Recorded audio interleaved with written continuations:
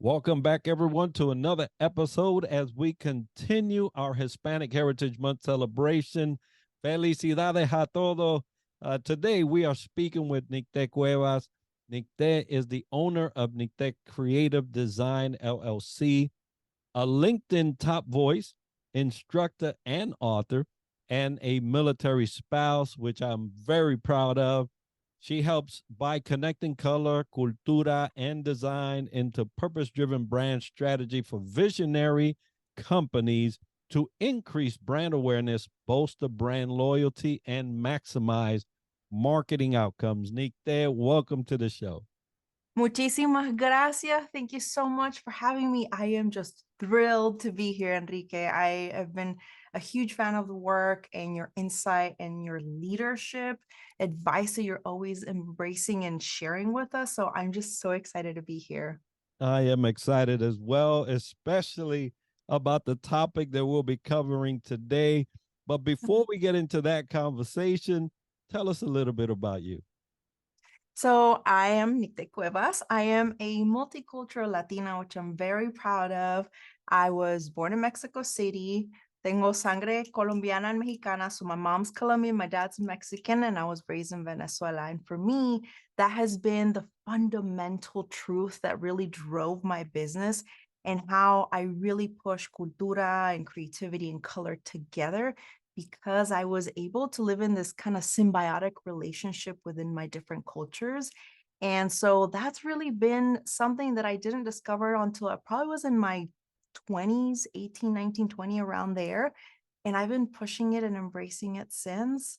I am a military spouse. My husband's in the Air Force. I have an incredible, magnificent, beautiful little miracle boy that shows me the power of life and creativity and inspiration every day. And I'm just so thankful to be here. Absolutely beautiful. And I'll tell you, happy belated birthday to my Air Force brother on that end. I know they just turned 76 years old. What an amazing journey for them. They have the offspring of Space Force as Yes. well. So that's always good.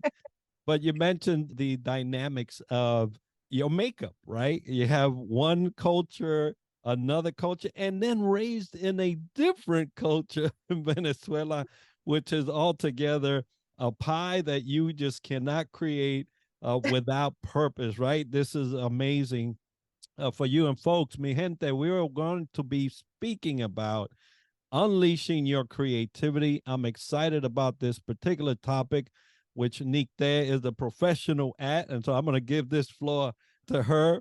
But I wanted to ask you, Nicte, from your perspective and your understanding, what is creativity to you? Love that question. For me, creativity as a form of expression, but not so much in the sense of art or creating art. It can come from art, but it can be more of the expression of how you talk, how you walk, about your intention, your purpose in life and what you're doing, whether it's your business or you're working for someone else, and how you work as a team. Creativity is in so many places that we often don't see or perceive, but it really drives so much of how we are wired and our purpose and what drives us. So I feel creativity can be liberating, empowering, and it has the power to change someone's life, whether sometimes they know it or they don't. Oh, very profound. Now, I always go back to my religious aspect of my life. When I talk about creativity, I always think about these three words in tandem: let there be. And those are such a powerful trio of words, because from nothing, you can get something. And that's how I envision or can actually understand creativity to be. It is inert in us, it is put in us from the creator, right? These three words are transformative to anyone.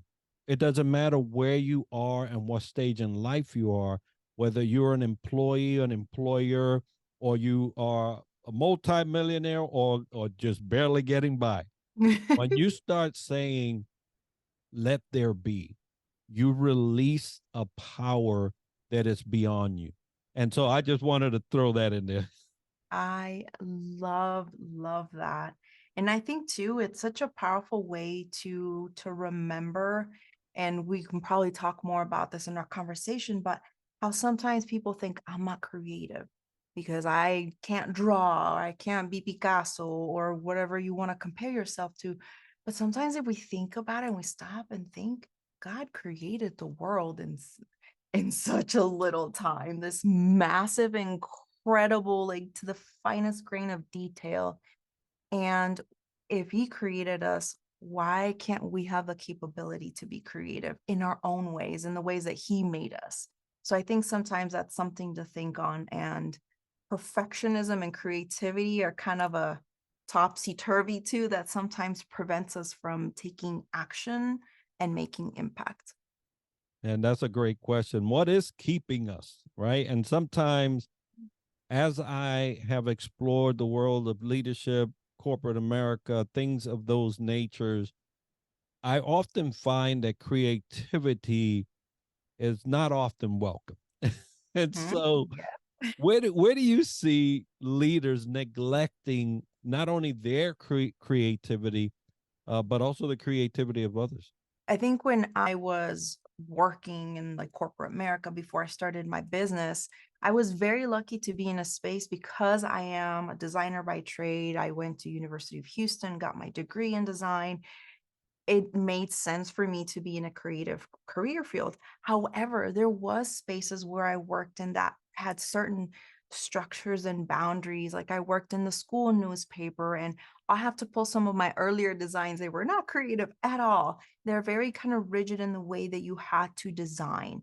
And so at that time, when you're in a space where you want to be creative and there's certain confinements and kind of like limits as to where the ceiling is for creativity, it can really affect people, not only in their way of the personal side, but in their performance. Because if people aren't feeling like they have some sort of additional contribution, that's where, in terms of leadership and in business, it can really have a profound effect. And I think one of the biggest probably issues or problems that comes with the notion of creativity and leadership and business world is that it's often perceived as art. I'm making art, and because I've heard so many people describe that, I'm not going to paint, we don't need to be painting and creating art. That's not what creativity is.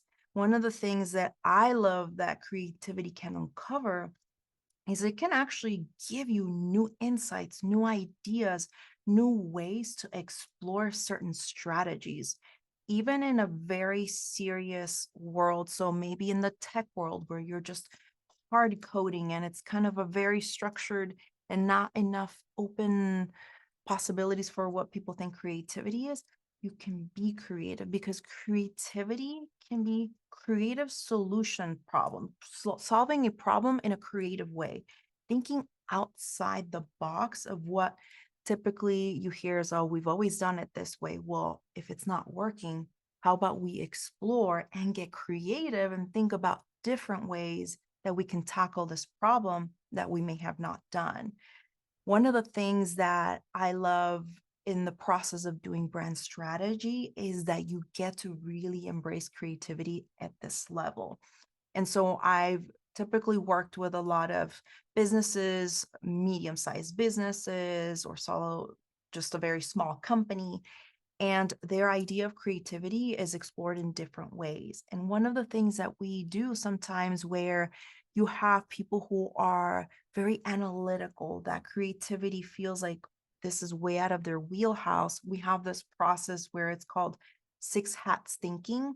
And you kind of go through this notion of here's a problem. Let's think about it in different ways. Let's think about it where you put kind of like a red hat. You think about what's the negative, what's the frustrations that can come out of it. And as you're putting on different hats through this process, you think about it differently, but you have everyone on the team thinking about what can we do when we're putting on the creative hat?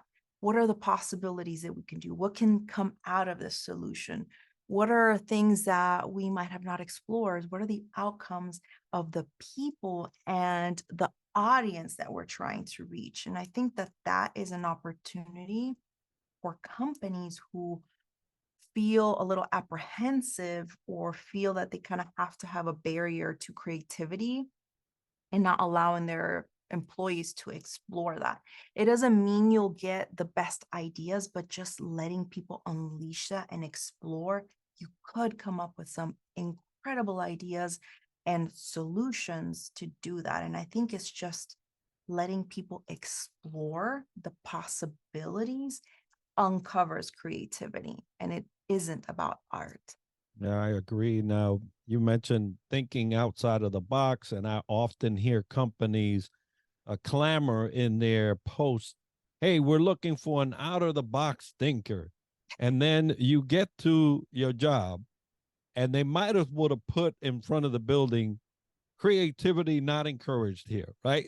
Because what you thought you was going for is not exactly what you thought. I don't know what the size of the box they were talking about, but it definitely wasn't a big one. And I have a personal example of I was hired because of my leadership abilities. And then when I was leading, I was discouraged because I wasn't leading like them. And so you have to, as a corporation, as corporate America, you have to really understand what you're asking for and who you're asking it from. Because when you say out of the box thinkers, there's a lot of great ones, and you might get that one, but it always struck me as odd that you would ask for something, then when you got it, you would discourage it. So, in your opinion, why does corporate America discourage creativity? Because I tell you, I don't see much of it. There's, I think, almost two sides to the story. It depends on who is in the leadership role, that whether it's your superiors, your supervisors, that can infuse some of that energy. And sometimes people can be a little bit hard to work with. So there's a little bit of that standstill and that my way or the highway type of mentality.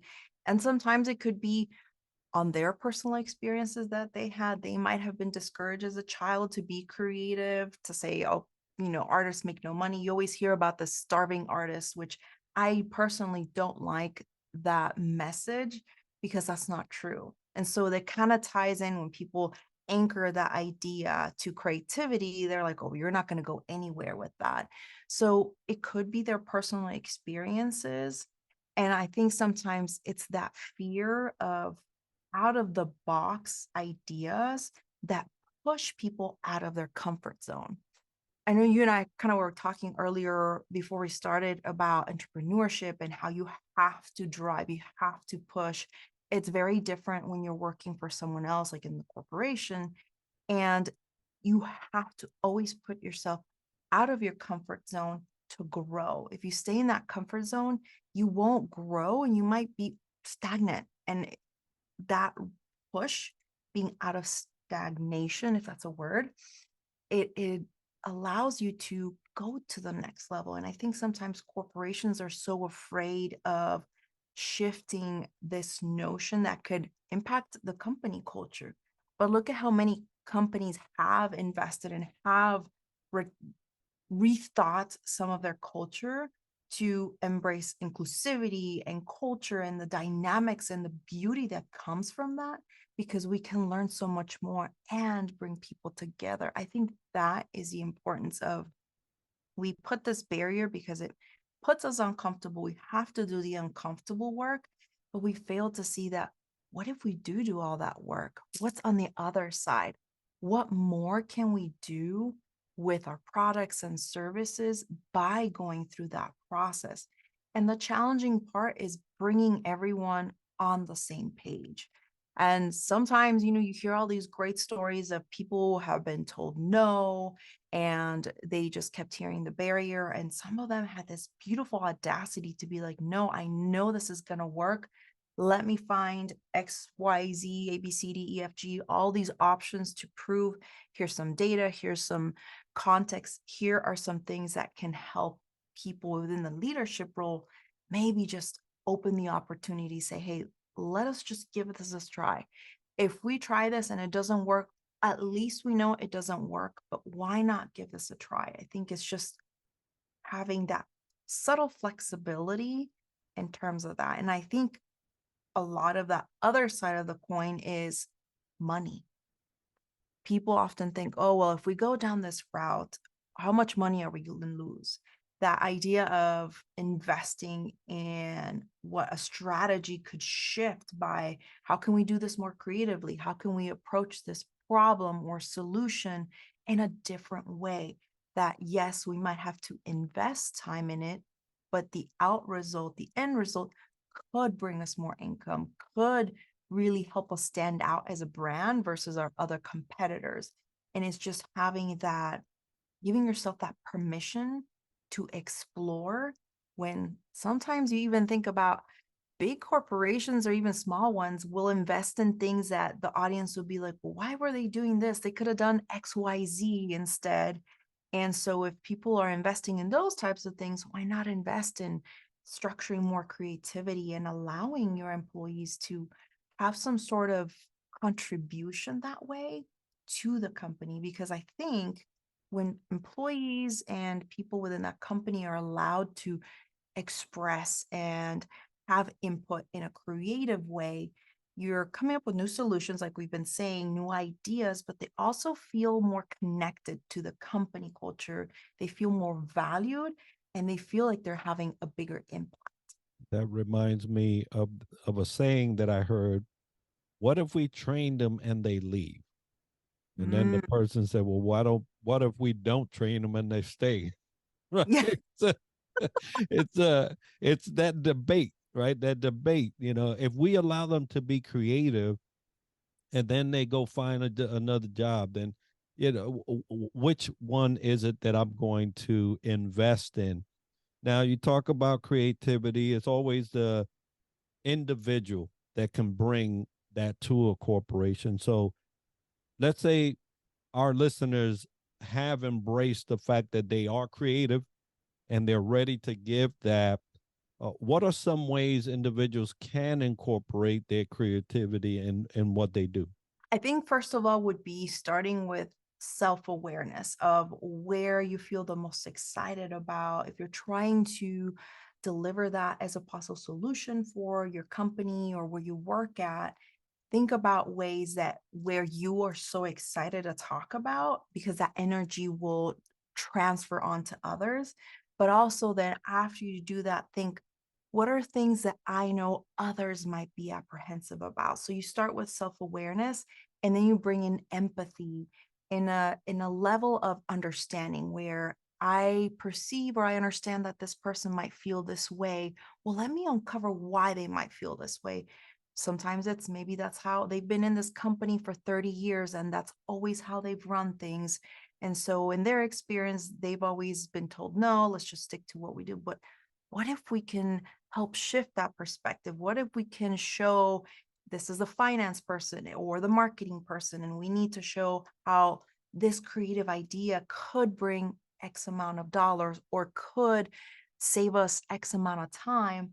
Let me find a way through what might be more better perceived by them to present that to them. So we have to start with ourselves and know where we shine and we're excited about, but then think about who our audience is, whether it's internal or even external, and bringing in numbers and data and support to really help back up this idea and this creativity.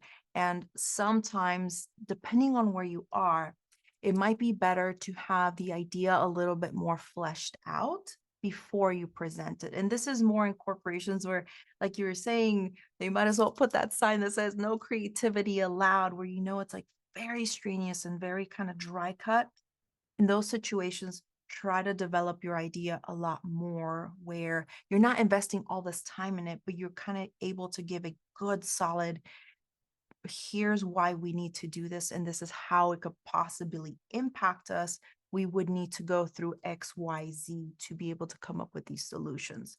So it's almost as if you're doing a little bit of the work ahead of time and you're not presenting them, hey, how about we just paint all the interiors of our office polka dot with red and splashes of color and have everyone write Sharpie words that feel inspiring to them so that we can boost motivation. That probably like, oh, that's a really out of box idea. And that kind of closes the door. So that's very much an extreme example, but thinking about sometimes we get so excited and we want to blurt out the idea.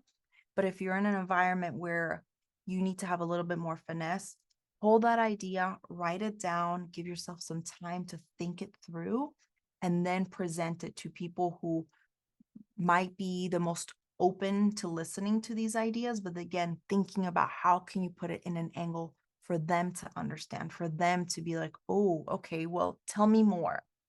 What can we do? Kind of bring that curiosity there. Yeah, the creativity must bring with itself a cost benefit, right? Especially Yes. talking about corporate America. Yes. Everything is looked at in dollars and cents, Mm-hmm. and your idea has to make sense in that aspect. You have to bring the benefits of some financial either uh, your cost savings or revenue generating idea. I tell you what, you'll get somebody's ears perk up real quick. And so it's not the fact that sometimes they don't want you to be creative as much as the person that's trying to be creative has not flushed everything out or Yeah. is not ready to present Yeah. a concept that may be revolutionary, but you also have to think about timing, right? Is it the right time? You know, Mm-hmm. I'm sure that if Tesla, the original one, would have talked about battery operated cars, Ford, and then would have been like, no, that's not that it would have been out of sync. It would have been not the right time. Yeah. So you have to think about how you curate and present your creativity, because it will be frustrating if you throw it out and you're always throwing it out and you're always thinking out of the box and no one's listening. It will be discouraging, to say the least, if you're not ready for that. Now, leaders have a role in how to support and guide their people in terms of creativity, because if you talk to your leader, that person should be able to guide you. So, how can leaders support and encourage creativity in their people? Love that question. I think it's about starting with understanding that everyone needs some sort of creative outlet, whether it's internal, like they can come up with these contributions, or external. So maybe even as a leader, they might come up with an idea that doesn't really, it's a great idea. It doesn't fit so much for what the company is about. It might just be like launching a whole new product that makes no sense. What I've heard many companies do is that sometimes they'll instill a do something creative for yourself or creativity day where they go do something, whether it's a hobby, some sort of fun activity, whether it's as a group or as a team that has nothing to do with what they necessarily do for a living. And they just are able to express themselves creatively.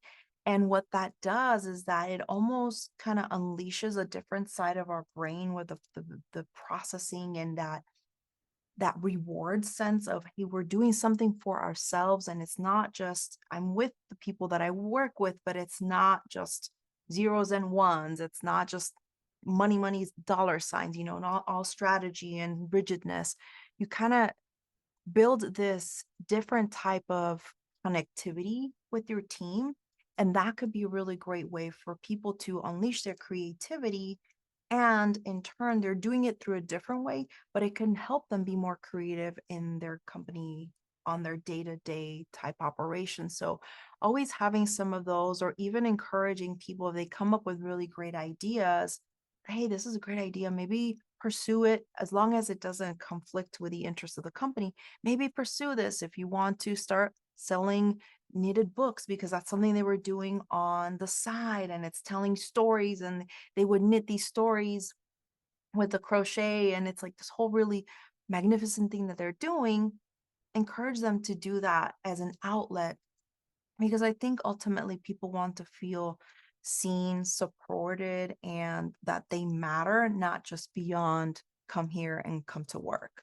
Yeah, absolutely. And you, as a leader, you want to ensure that you foster a good uh, environment of growth, right? Whatever that may look like to your people, you obviously have to know your people well enough to be able to guide that, but don't put the stove top on top. Don't put the lid on creativity just because you yourself may not be that way.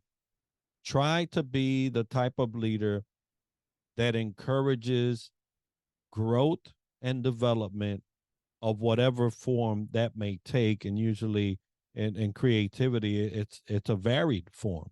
But it's always good to know that your leader can guide you, right? Maybe that guidance is, hey, that sounds great, and let's talk about that. Let's Mhm. develop some type of plan around what that looks like, because we have to, number one, support the company, number two, support the team. How does that come and incorporate into those two main goals? And then you encourage somebody to the point where even if their idea is not adopted, let's say, at least they were able to explore. And hey, you never know, it may be a post-employment type of idea, right? You Yeah, could just leave that place and start something for yourself. So you never know. absolutely. And I love that you said about leaders investing in their people and saying, you know what, let's maybe set up a time where you and I can go to lunch. Let's discuss this idea out.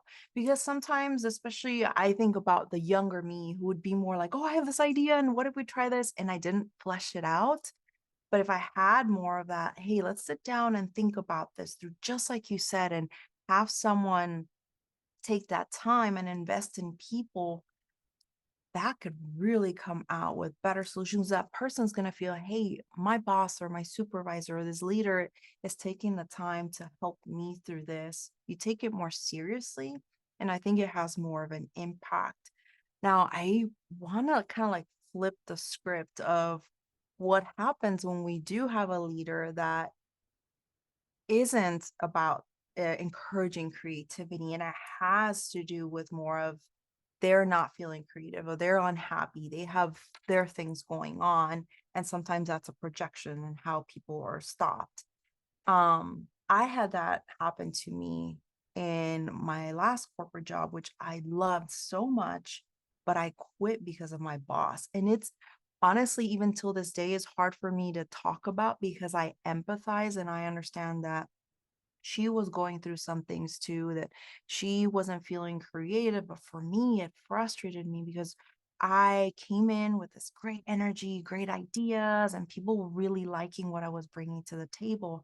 But it got to the point where she would ask me to send her the design file and literally would move a circle or add a circle here and there. And when people were saying, oh, this is really great, we love the design, she would say, oh, I designed it too.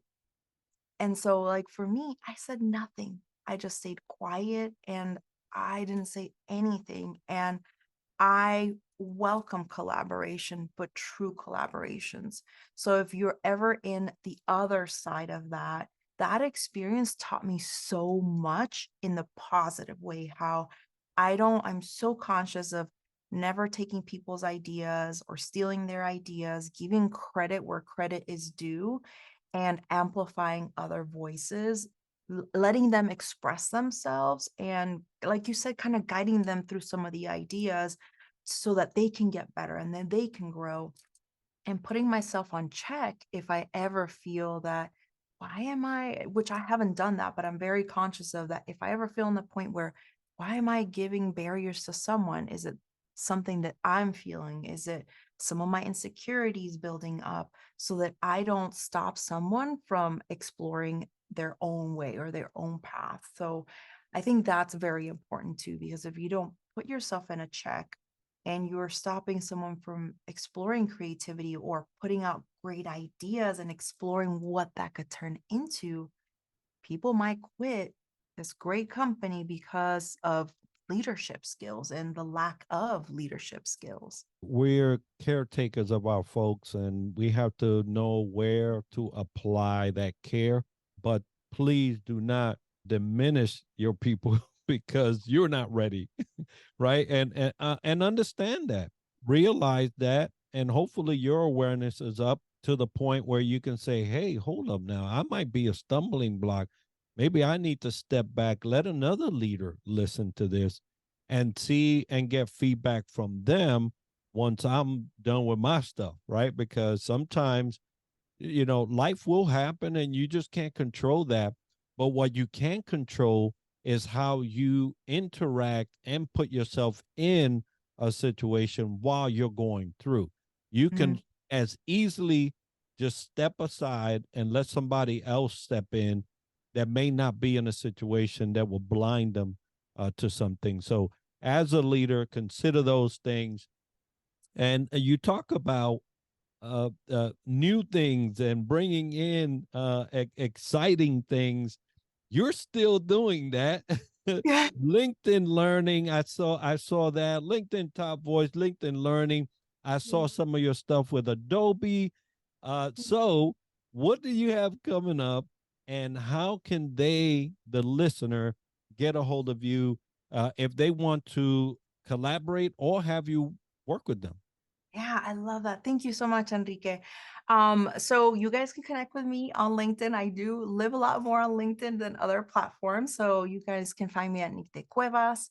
You can find a little bit more about what I do on my website, and we can connect that way. I have some excited projects coming up. I do have another exciting project coming up with Adobe. I can't release it just yet, but hopefully with the next coming months, I can share more about it.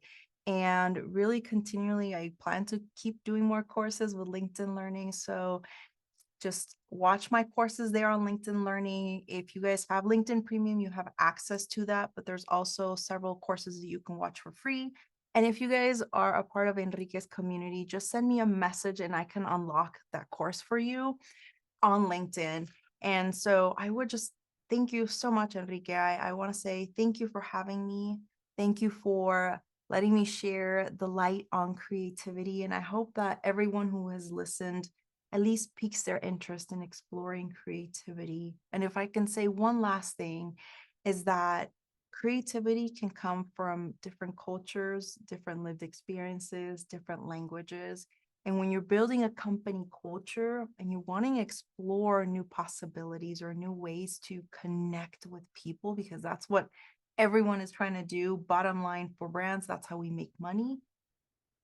Talk to your employees, learn from their experiences, and what can even their own cultures and traditions might even teach you in maybe new strategies that you can implement, new avenues that you can explore to really just bring that connection with people. Folks, we will have that information to get a hold of Nicte and all of her social media links as part of the video and show notes, so you can do that. Nicte, it has been a pleasure to have you, your colorful self, because I tell you, I have not seen anyone other than my background back here Yes, I love use it. so many colors. But we are, we're talking about Hispanic Heritage Month. We are a colorful people, and not only in the way we are artistically, but in the way we are as folks. Right? We have all shades, and I'm serious about that. And it's just a wonderful thing to be part of a culture, part of a community that embraces color and all its vibrancy and all that it has to offer. So I hope that the listeners today, that you've gotten some new insight in how to be creative and how to not stop your people from being creative, and encouraging them, because that was the goal today. Today's episode is sponsored by Fantel Services and Superpass, which are powering our website and app Southern Sweet and Sassy Coffee, and Harchester, London. If you've enjoyed this episode and learned something interesting about the topic covered today, make sure to subscribe and let us know by leaving a comment. And we're always looking for new ideas and guests that we can add to our show. So if you know someone or a topic that you would like featured on the podcast or want to sponsor our show, let us know by emailing us at triadleadershipsolutions@gmail.com. And be sure to tune in next week for another episode where we dissect leadership from another angle. And as we like to end the show, success to you.